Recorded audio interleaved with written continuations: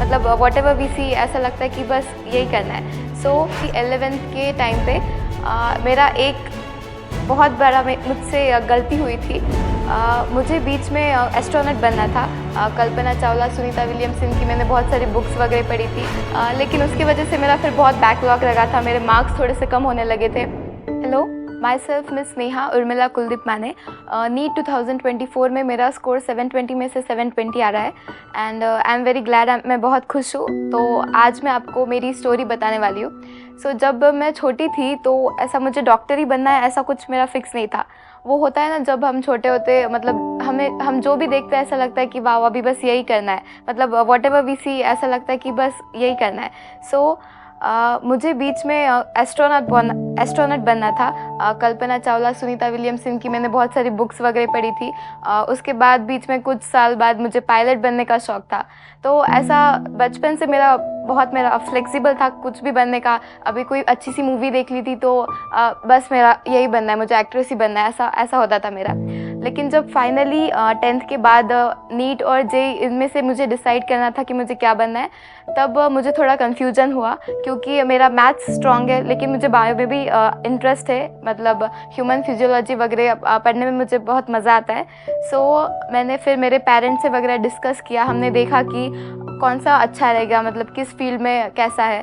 सो discuss करने के बाद मैंने ओपनली मेरे मम्मी पापा से कहा कि मुझे मतलब मैथ्स भी अच्छा लगता है, बायो भी है। तो हमने अच्छे से सबकी एडवाइस वगैरह ली। उसके बाद फिर हम सब ने मिलकर डिसाइड किया कि नीट विल बी बेटर, मतलब उसमें स्टेबल करियर वगैरह होता है, सब कुछ जैसा मुझे चाहिए वो मैं कर सकती हूँ उसमें। सो हमने फिर नीट डिसाइड किया।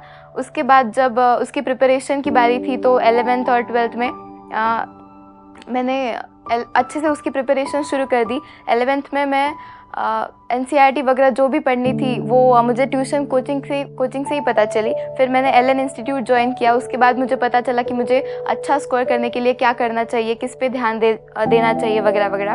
और इस सब में मैं आपको एक बात बताना चाहूँगी कि 11th के टाइम पे मेरा एक बहुत बड़ा मुझसे गलती हुई थी।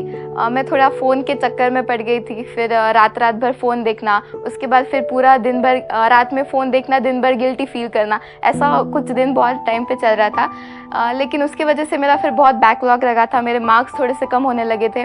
तो फिर मैंने डिसाइड किया कि मुझे मम्मी पापा से, पेरेंट्स से, टीचर्स से कन्फेस करना पड़ेगा क्योंकि 11th और 12th ये बहुत इंपॉर्टेंस होता है, मतलब आपके लाइफ का टर्निंग पॉइंट है। और मतलब इतने बड़े टाइम पे मैं इतनी छोटी वजह से रिस्क नहीं लेना चाहती थी। सो फिर उसके बाद मैंने मेरी मम्मी पापा से सब कुछ शेयर किया। उन्होंने ओके डांटा मुझे, लेकिन अभी मैं बहुत खुश हूँ कि मैंने सब कुछ बता दिया उनको। और उसके बाद फिर उन्होंने मेरे फ़ोन पे पासवर्ड वगैरह लगाए। मेरी छोटी बहन मेरी पेरेंट्स की स्पाई थी, वो मुझ पे वॉच रखती थी कि दीदी पढ़ाई कर रही है कि नहीं, क्या कर रही है, कैसे कर रही है। सो उसका बहुत फ़ायदा हुआ कि मैंने अच्छे से फ़ोन को दूर किया अपने से, और जो भी मेरा बैकलॉग वगैरह पेंटिंग था उसको अच्छे से कवर किया। और उस टाइम पे जो मेरा चालू था मैंने उसको नहीं छोड़ा। अगर आप वैसा करोगे तो आपका और पेंटिंग पढ़ता जाएगा। मैंने जो चालू था उसको कंटिन्यू रख के एक जो पीछे बचा हुआ था उसको कंप्लीट करने की कोशिश की, और फाइनली वो मेरा हो गया अच्छे से। और उसके बाद मेरे मार्क्स शुरू से ही ठीक ठाक आते थे, मतलब अच्छे ही थे। तो मैंने स्टार्टिंग से ही मेरा 720 का एम्स दिल्ली का मेरा ड्रीम था, जो मैंने आज पूरा किया, उसकी बहुत खुशी है मुझे। और इस सब में मेरे पेरेंट्स ने और मेरी फैमिली ने मुझे बहुत सपोर्ट किया है। LN के स्टाफ ने भी मुझे बहुत सपोर्ट किया है। जो भी मुझे रिक्वायरमेंट्स थी वो मुझे मेरी कोचिंग से और फैमिली से मिली है। जो भी बुक्स वगैरह हो गए, मेंटल सपोर्ट हो गया, सब कुछ। और मुझे 2 साल में कभी किसी एग्ज़ाम से डर नहीं लगा, लेकिन जो फाइनल एग्ज़ाम की बारी आई थी तो 4-5 दिन से मेरा थोड़ा ऊपर नीचे हो रहा था कि क्या होगा। मतलब मुझे ऐसा लग रहा था कि मुझे सब कुछ एक टाइम से वापस कंप्लीट करना है, तो उसके चक्कर में मैं हर एक लाइन वापस से पढ़ने लगी थी। तो बहुत मेंटली मैं डिस्टर्ब हो गई थी उस टाइम पे। लेकिन मेरे पेरेंट्स ने मुझे संभाला, मुझे बात की उन्होंने मुझसे, और उन्होंने मुझे कहा था कि ये कोई आखिरी एग्ज़ाम नहीं है, या फिर तुम्हें इसमें कम मार्क्स आए या बहुत ज़्यादा है, उससे बहुत कुछ फ़र्क नहीं पड़ने वाला।